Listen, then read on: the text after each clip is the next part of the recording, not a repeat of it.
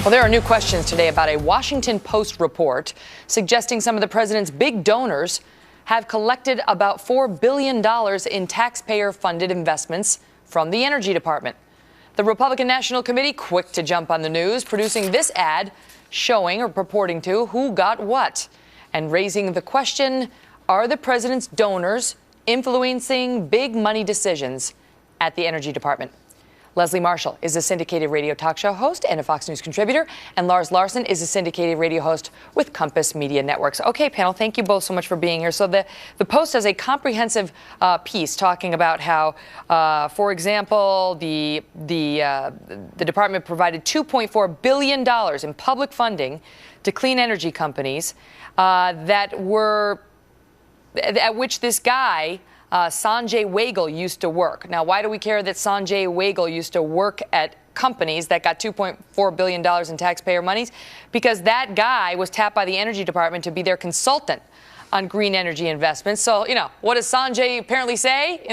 It looks like he said, hey, consider my former companies. They'd be a great investment. And now the Post is raising questions about the propriety of that, Lars. Should it be? Hey. The whole thing, they should be, absolutely. The whole thing sounds like dirty dealing at the White House to get the clean energy that's turning out not to be all that clean. Bad investments like Solyndra that go bankrupt and take down $500 million of the taxpayers' money. This sounds like the Obama administration to a T, the one that came into office saying, we're going to be transparent, we're going to show you everything. And what really kills me is the deafening silence from folks like Leslie Marshall, hi Leslie, about, remember the whole crowd that was complaining about Dick Cheney and Halliburton and all the supposed ties between the White House and energy. Now all of a sudden we've got a White House that's actually peddling energy to their political friends, and there's a deafening silence from all those critics on the left. The Post finds, Leslie, that $3.9 billion of federal grants and financing flowed to 21 companies backed by firms with connections to at least 5 Obama administration staffers and advisors. Almost $4 billion in federal grants to 21 companies that have firms, have connections to the Obama administration. Unusual?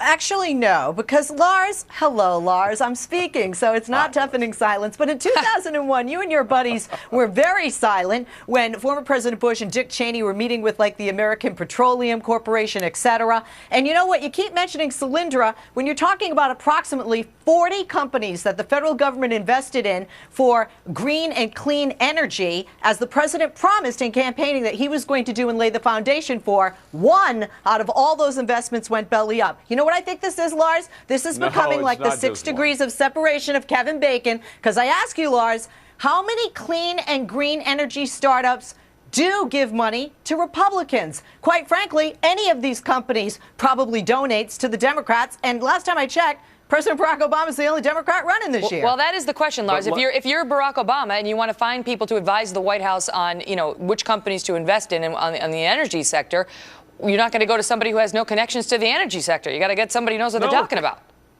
Of course not. And in fact, Leslie's objection to Dick Cheney meeting with energy companies to draft an energy policy is one thing. But remember, they were drafting an energy policy, not writing billions of dollars worth of checks. In this case, we've got a direct connection. A White House that raises money, then hands money to some of the people who raised money for the president's campaign. And Solyndra is a great example of that. And by the way, Leslie, there's a huge list of companies that have gone belly up after they got federal money. The president shouldn't have been investing in this sector.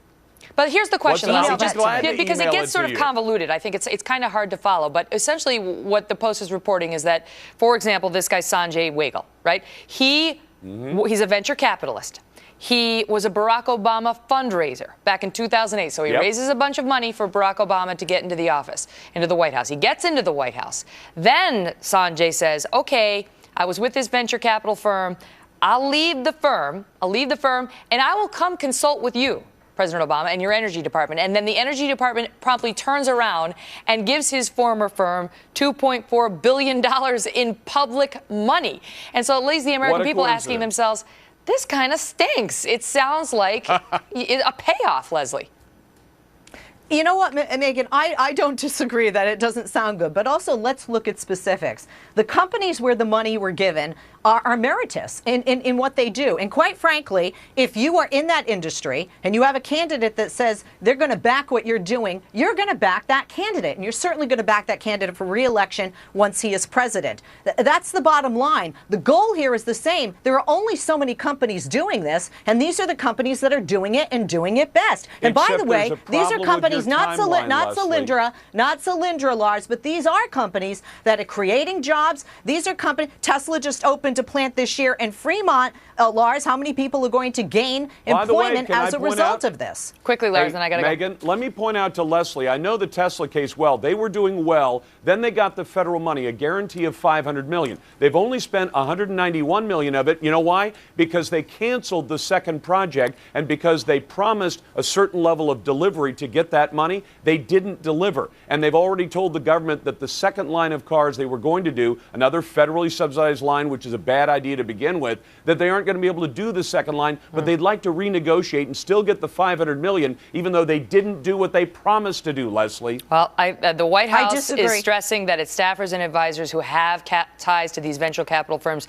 did not make the funding decisions, but there are still obviously questions being raised. Panel, thank you both so much. Well, and do you believe that, Megyn? Thanks, Megyn. I'll let the viewers decide that one. Thanks, Lars. Thanks, Leslie.